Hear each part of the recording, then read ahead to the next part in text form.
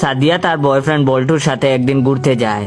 প্রথমে রেস্টুরেন্টে খায়, খাওয়ার পর খুব বেশি করে পানি খায় যাতে তার আর পানি পিপাসা না লাগে। তো খাওয়ার পর তারা একটা পার্কে গেল আর হাঁটতে লাগলো। হঠাৎ করে সাদিয়ার হিসু পেয়ে গেল। আশেপাশে কোনো টয়লেটও ছিল না।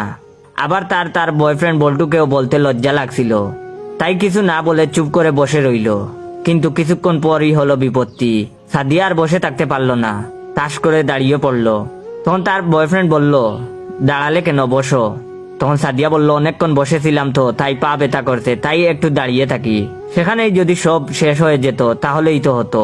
সাদিয়া কাচুমচু হয়ে পা নাড়াচাড়া করা শুরু করলো। বল্টুও এবার দাঁড়িয়ে পড়লো আর বলল, কি হয়েছে তোমার, বলো তো, আমার কিন্তু ভয় লাগছে। সাদিয়া নিজেকে কন্ট্রোল করতে না পেরে দৌড়ানো শুরু করলো। তার বয়ফ্রেন্ড বল্টুও পেছন থেকে দৌড়াচ্ছে আর বলছে, থামো, দাঁড়াও, কি হয়েছে বলো আমায়। এবার আর সাদিয়া না পেরে দাঁড়িয়ে গেল। ওখানে কোনো টয়লেটও নেই, প্লাস ওখান থেকে বাসায় যেতে 30 মিনিট যায়, এভাবে দৌড়ে যাওয়া সম্ভব নয়। আবার তার পানির পিপাসাও লেগে গেছে।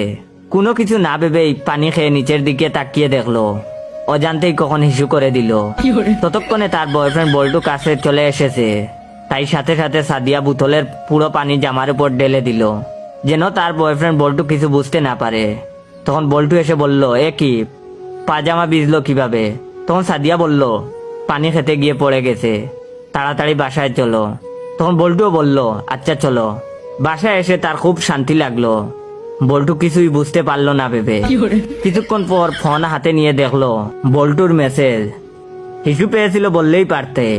এভাবে দৌড়াদৌড়ি করে শেষে জামার উপরে হিসু করে আবার পানি ডালার কি দরকার ছিল?